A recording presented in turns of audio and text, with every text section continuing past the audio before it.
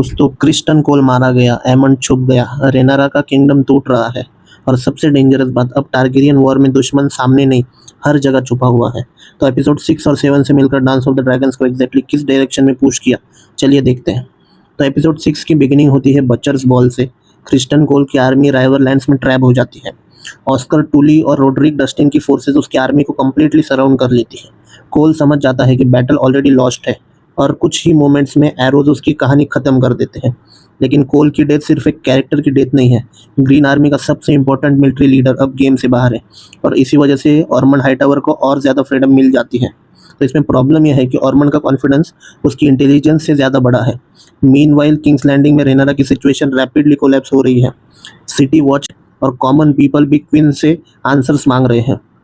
रेनारा जितना थ्रोन को कंट्रोल करने की कोशिश करती है, थ्रोन उतना ही उसे कंट्रोल कर रहा है और इसी का एक ब्रिलियंट विजुअल मिलता है जब आयरन थ्रोन रेनारा का हाथ काट देता है।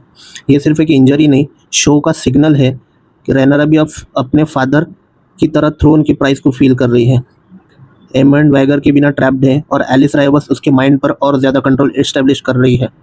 एलिस उसे पुराने ड्रैगन एक्स दिखाती है, सपोजिटली ड्रीम फायर के एक्स, और एमंड का कन्वीनियंस कन्विंस करने लगती है कि शायद वॉर छोड़कर एक कम्प्लीटली डिफरेंट लाइफ चूज़ करना पॉसिबल भी है। लेकिन सबसे इंटरेस्टिंग स्टोरी लाइन डेमन की है। डेमन डिस्गस में किंग्स लैंडिंग के स्ट्रीट्स में जाता है और एक सीक्रेट रेजिस्टेंस नेटवर्क डिस्कवर करता है। इन लोगों का कोई बैनर नहीं, कोई सिगिल नहीं और इसी वजह से उन्हें फेसलेस मीन कहा जा रहा है, यानी एक ऐसा एनिमी जिसका कोई सिंगल फेस ही नहीं है। और यही एपिसोड 6 का रियल थीम है। वॉर अब बैटलफील्ड से निकलकर शैडोज में एंटर कर चुकी है। फिर एपिसोड 6 के एंड में एलिसेंट एक डेंजरस सीक्रेट रिवील करती है। एमंड हरेनल में है ये बता देती है। फिर रेनारा इमीडिएटली अपॉर्चुनिटी समझ जाती है और एलिसेंट को एमंड के पास भेजने का डिसीजन लेती है। बट एपिसोड 7 में सिचुएशन और डेंजरस हो जाती है। एपिसोड 7 का टाइटल है द ड्रैगन इन विंटर और इस एपिसोड का फोकस ड्रैगन से ज़्यादा उनके राइडर्स के अंदर चल रही वॉर पर है। रेनारा की बिगेस्ट प्रॉब्लम अब ग्रीन्स नहीं, उसके अपने एलिस है। किंग्स लैंडिंग में मनी खत्म हो रहा है, गार्ड्स नहीं है, स्मॉल काउंसिल डिवाइडेड है और माइसेरिया भी रियलाइज़ कर रही है कि क्वीन के क्लोजेस्ट एडवाइज़र बनना और एक्चुअल पीपल की वॉइस बनना दो कम्प्लीटली डिफरेंट बातें हैं।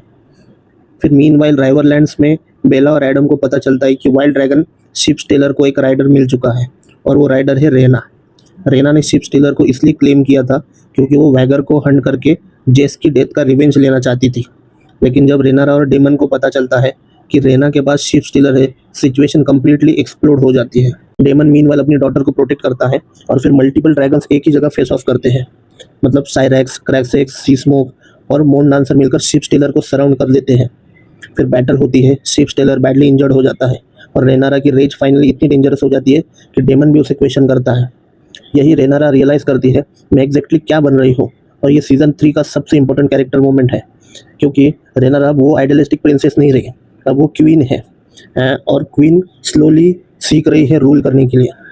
वेस्टरॉस को डिसीजन ऐसे लेने चाहिए जिसे वो डिस्ट्रॉय ना हो सके।